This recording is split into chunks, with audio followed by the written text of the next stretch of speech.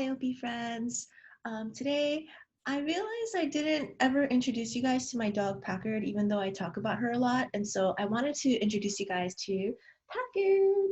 Packard. Hey, Packard. Packard, say hi. Hi. So, so this is Packard, my long-haired dachshund, and she is literally like my bestest friend and my little real-life teddy bear. And she's actually 10 years old, and everyone still thinks that she's like a little puppy because she's so small and so cute. And I actually got her while I was living in Boston, and that's why her name is Packard. Everyone thinks that it's either Packard the car or Packard like Hewlett Packard, and yes, it is like pronounced the same. But the reason or the story behind Packard's name is when I got her, I was living next to a bunch of train stations, and one of those stations was called Packard's Corner, and I thought it was really cute. And because I got her when I was living in Boston, I wanted to name her something to do with Boston. So I actually considered the names like Boston or Fenway for Fenway Park or Logan for Logan Airport. But out of all of those names, I just thought Packard was the cutest. And so maybe in some future videos, I'll show you guys little clips of her doing her tricks. Like she does like wave and roll over, and she's just so cute. So anyway, that's my dog. I really wanted you guys to meet her, and if you want to see more pictures of her, you can go to my Instagram. I'll link it down below. And if you guys are joining me for the first time, hi. I come from the Myers-Briggs world, and I'm trained and certified in MBTI. And in that world, I am typed as an INFP all day long. So even before I got into it, I took the tests in high school for a college placement, and again in college in one of my courses. And every single time I always got INFP. And I know that a lot of people will get their self-assessments wrong, and that's something that I've been seeing too after being certified in Myers-Briggs. Is it is really frustrating the amount of people who will take the test and answer questions in a way that they want to be perceived rather than the way they actually are. But I think that I've always been a little more self-aware and honest with myself. And so that's why I, even before being certified and trained and after, I've just always gotten INFP. So that's the type that I relate to the most in Myers-Briggs. But of course, there's only 16 types in Myers-Briggs, right? And so now I'm in my process of learning and understanding OP, or objective personality. And in the OP world, my current, excuse me, my current unofficial typing is MF, SIFI, sleep, consume, blast, play. So that's the type that I'm working with right now. And my past videos are really just me reacting to that and also trying to process and unpack that. But I realized that this is a journey, and I'm going to be typed by other people, and eventually, hopefully, by Dave and Shan themselves. And we'll see if that, SIFI holds true. But so far, I would say that it's surprisingly holding up in my world, at least, the SIFI, which is weird. It's weird. And again, if you take an SIFI, you're really calling them an ISTJ, that's jumping functions. And I can't reconcile in my head that I am an ISTJ that is jumping functions. Of course, that makes it like a totally different breed. But just to know that I'm an ISTJ is really shattering a lot of things in my mind. So this whole video series started as me wanting to practice speaking, and because personality typing is like my favorite topic, it just sort of morphed over time into this type of like talk type of thing. So thank you for being here. And yesterday I shared, I'm sorry that I seem a little sick today. My obligatory sleep report, and I feel like my face is all puffy, and I think I'm just fighting off some kind of cold or something. Whenever it gets really humid, and it's really humid right now in Hawaii, whenever it gets really humid, I think I'm like I'm fighting things off. And so and then I just get really like tired and congested. But yeah, you guys had to know that So yeah. Okay. So if you watched yesterday's video, I basically told you guys that I had to have a very stern and honest talk with myself about how I was spending my time and rewatching my videos like some vain ass. Anyway, so that behavior really started to disgust me, and I had to tell myself like, "Bitch, you need to stop that right now." And so, so if you wanna watch that, watch yesterday's video. And so I was pondering a bit on why am I getting these disgusting feelings about doing my videos now? Is it really because I'm watching all my videos, or like what is it? And I realized that maybe in my videos lately I've been trying too hard to defend different arguments of why I'm this or that, or trying to explain functions and to really just like defend myself. And okay, my nose is running, and I should probably do something about that. So hold on 1 second. Okay, I took care of the nose situation. But okay, so I was talking about me basically defending myself and my type and whatever. And I think that that is what was causing me so much inner turmoil and stress, is that I never really meant to turn this into a channel where I was like educating or defending arguments. And I think that's where I start to uh, become less articulate, because I've never felt comfortable with teaching. And so whenever I have to like talk like specifics and teach certain things like functions, is where I start like just stuttering and I don't know what to say. And that's probably indicative of a low blast person, I think. And so, so I want to just stop doing that and go back to my original roots of, okay, this is just my journey in personality typing. This is me practicing speaking. And rather than trying to make all these arguments and just sound really awkward and broken, I think I'm just going to keep talking about myself and my inner world, in hopes that, you know, this is like a documentary process of me processing my thoughts and also coming to terms with my personality type in the end. But I don't know how long this journey is going to go on. But yeah, I think if I make it just about myself and my mind and the inner workings of my mind, I will feel a lot more comfortable and at peace with it. So I think that's the direction that I'm gonna go in. And I'm sure you guys are like, okay, I mean, we're just watching. Like, you're the one taking the direction of the of each film or of each video. So okay, I should edit that out, but I don't really know how to edit yet, so it might not be edited out. Okay.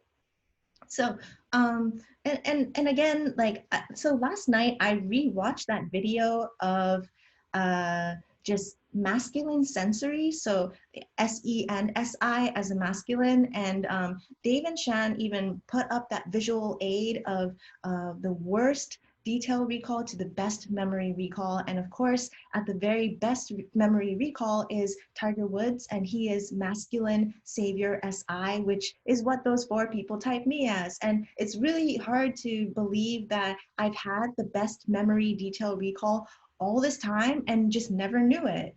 You know, like, but again, I feel like maybe a lot of savior SESI people might not even know that, because how do you compare your memory recall with someone else? Like, I know for Mike Rowe, who, you know, the host of Dirty Jobs, he has masculine SE. And so that's why he is able to recall like heights of mountains and depths of lakes and those types of facts. But for me, I was never good at memorization. Of course, there's the argument that he's able to remember these things because it's you know, his craft and his world, and maybe he might not be able to recall you know, just like other things, right?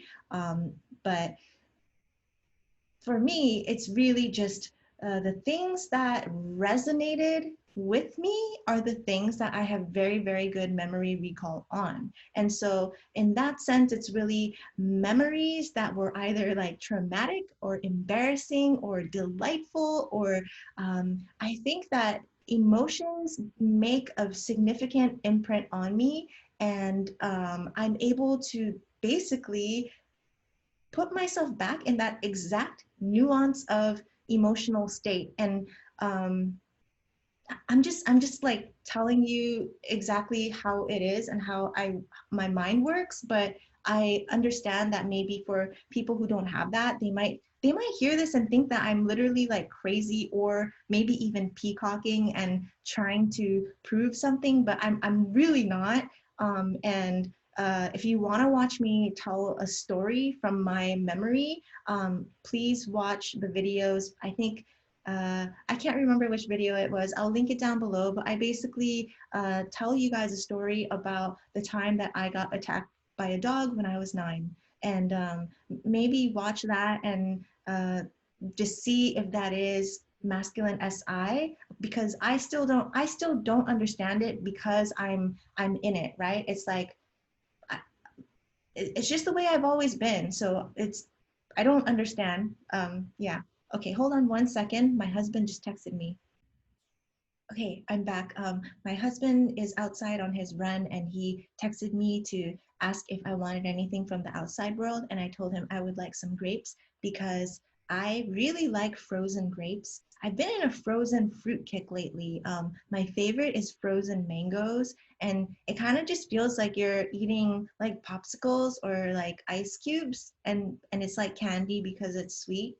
And yeah, but it's like so much healthier, obviously. And I've always been one of those kids that I love chewing ice. Like when I'm drinking a glass of iced water, I will always just start chewing the ice. And I still love that. I love chewing ice. And so maybe frozen fruits is just, yeah, it's like the best snack. And then it cools me down, and I love it.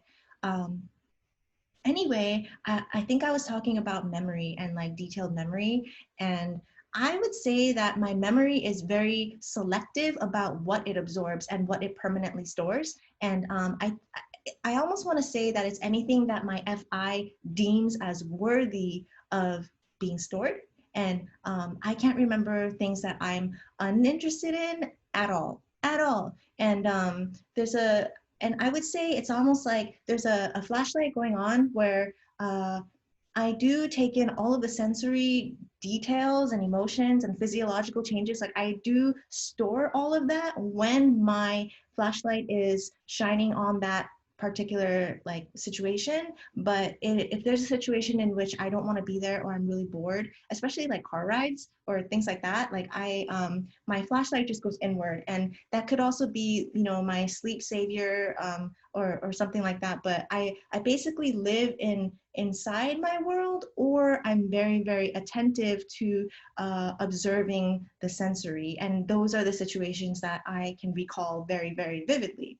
And really, again, it's me just stepping back into that time and place and memory and the feelings, and then reliving it, recounting it, and spitting it back out to you exactly the way it happened, as pure and as honestly and as truthfully as I can.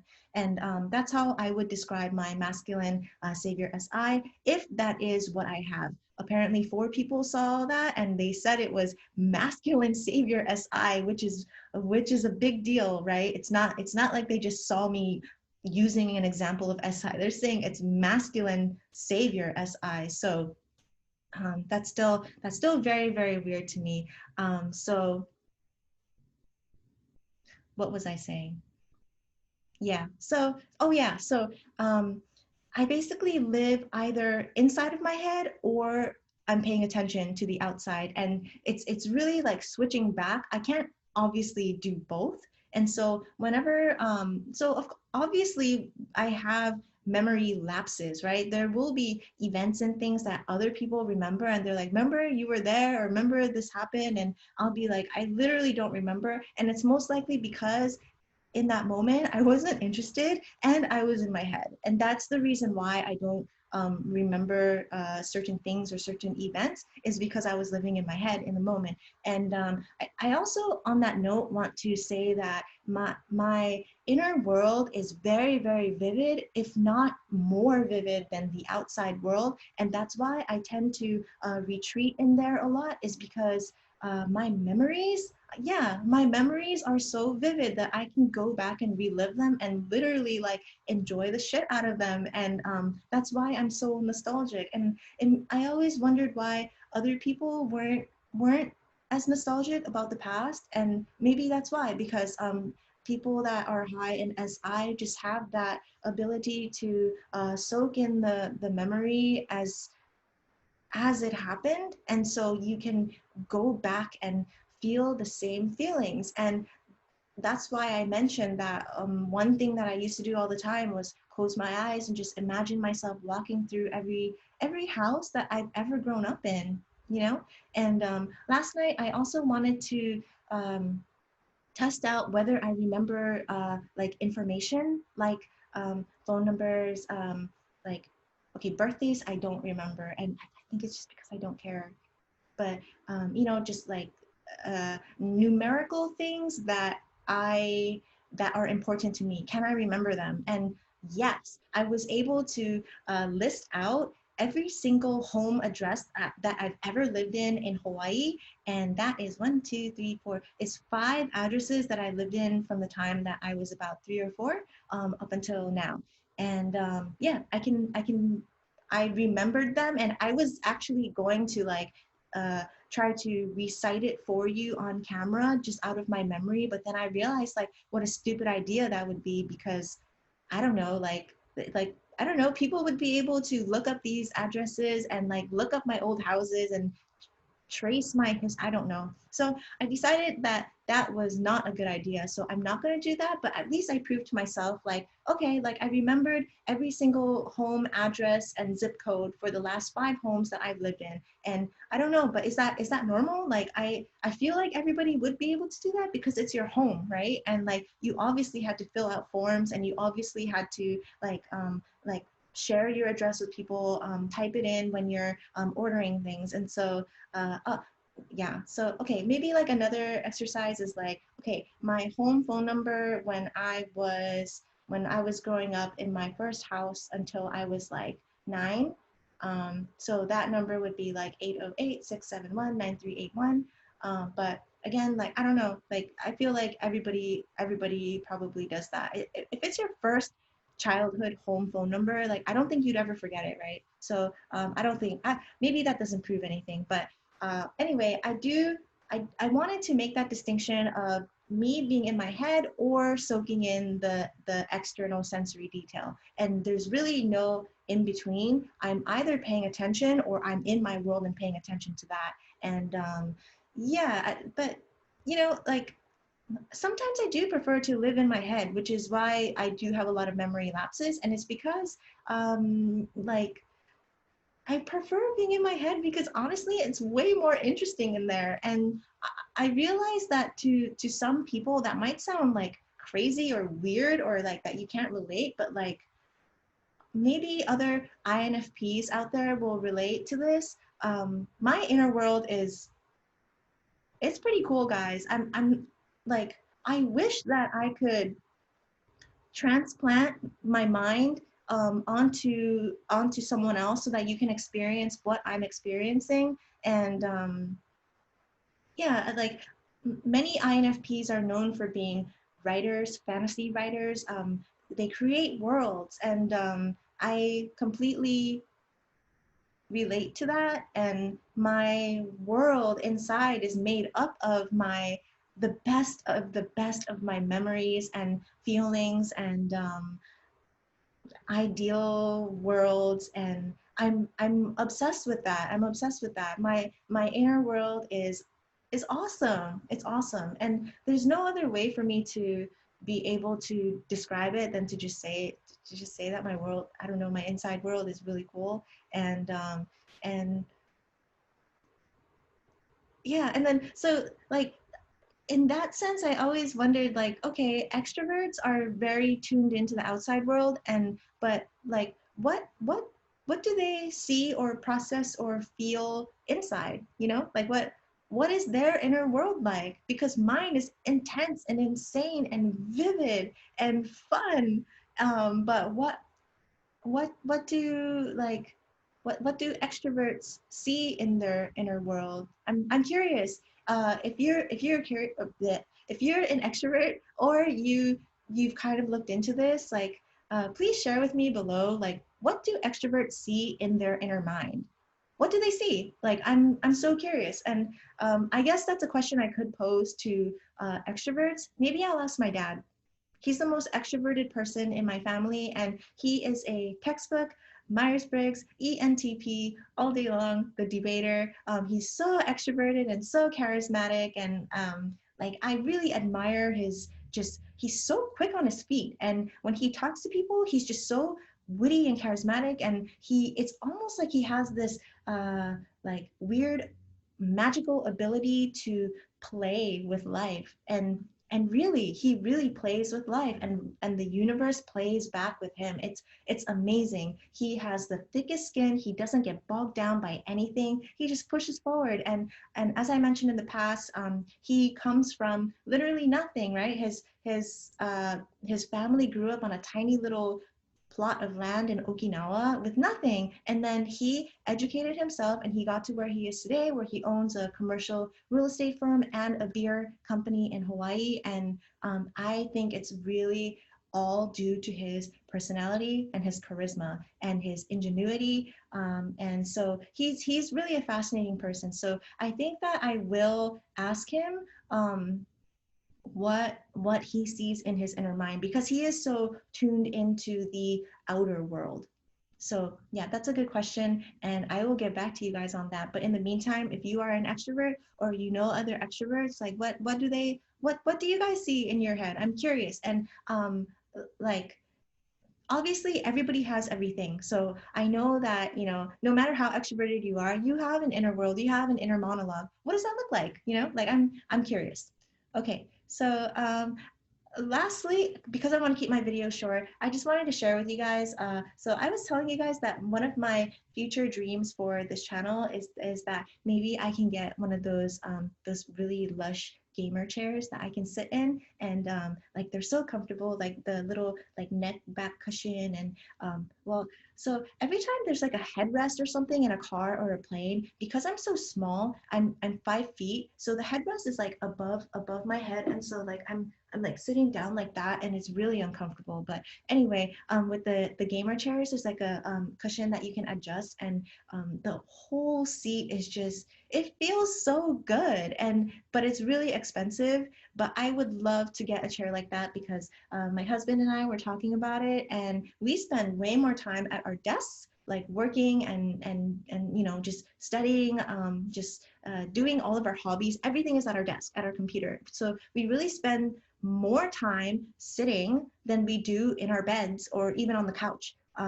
We only watch like maybe one episode of a TV show while we're eating dinner, and then that's it. We don't really watch any other TV. Like at least for both of us, like our time we feel is just better spent, consuming and learning and being productive and things like that. So we don't really watch a lot of TV. But last night we actually watched a movie, which is unusual. We don't really watch too many movies, but last night we watched the Borat 2 movie, and it was so funny. Okay, yeah, like I don't know if you guys have seen it, but the thing that makes it so funny to me is that you can't really tell whether the other people in the scenes like know that it's all an act and that he's an actor. So the fact that they go into these situations is like, first of all, so incredibly ballsy. It's so ballsy. You're basically like screwing with society and fucking with the tribe, and like I love that so much. And obviously, like I don't know the extent to which those people are aware. Maybe some of them are aware like that this is for some type of segment, because there's obviously going to be like a cameraman, and those types of details will it's like a dead giveaway. But I don't know, some of those situations, like that is ballsy, and I don't know, like something about messing with society and the seriousness of the tribe is like so funny to me. And like I admire them so much, and I have to look up who that girl is in that movie, because she is amazing. She is amazing. Like she has balls. Like hats off to her. That's the kind of life that I wish I lived, where I literally did not give a shit. You know, if I did not give a shit, like how fun life would be, how amazing life would be, you know. And so that was just one of those movies where I it made me sort of think to myself again. It reinforced that feeling of maybe you should just stop caring what other people think, you know. And sorry to go on so many tangents. I'm gonna end this video soon, but another movie that I love is Jim Carrey's Jim and Andy, which is like a documentary of him.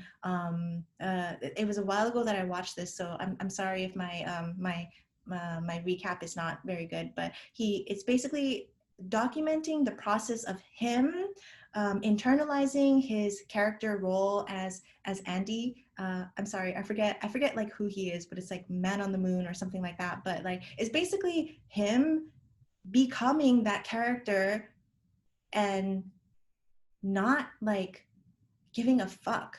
You know, that character doesn't give a fuck. And so he basically tried to put himself in that position where he just like stopped caring and did things that were not okay by social standards and just did whatever in the moment with absolutely no filter. And that like you guys have to watch that movie. It was amazing. And when I watched it, it made me think to myself too, like how much I am holding myself back by filtering myself, filtering my thoughts, filtering my behavior because of what society expects and wants from me as the norm. And if I could ever tear off that filter, I would just be unstoppable, I think. And so I have like a whole bunch of movies in that genre, I guess, of like, wow type of feeling, you know. And Jim and Andy is one of them. Also, I loved Palm Springs. And I talk about it in one of my previous videos. But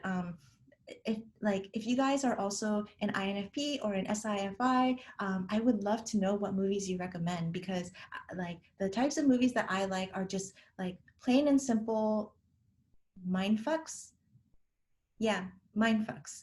Like the more it messes with my perception of the world and my current view of the world and my current understanding of the world, the more I can mess with that, like the more I love it. And so if you guys have any movie suggestions for me, please tell me. Those are the only movies worth watching, honestly. And like again, like I really like, I don't understand the fascination with action movies and superhero movies. Like yeah, they're cool with the effects and everything, but I never really found like the humor to be funny in any of them, and I never came out of it thinking like whoa, like that just blew my mind. And I think for me, anything that blows my mind is the only thing worth doing, I guess. Like those are the only moments when I feel alive, is when something crazy happens and I experience a new feeling that I've never felt before, like a different type of gradient nuance feeling that's like, ooh, this is different, and I'm gonna remember this because it's different. Or like experiences and movies that just really just like shatter my world, and those are the best. Okay, I know I said yesterday that I was gonna start timing my videos, and look, I just did not hit start. So I don't know how long this video has gone on for, but I'm going to stop it here. And thank you so much again for watching my ridiculous videos, and I will talk to you guys tomorrow. Bye.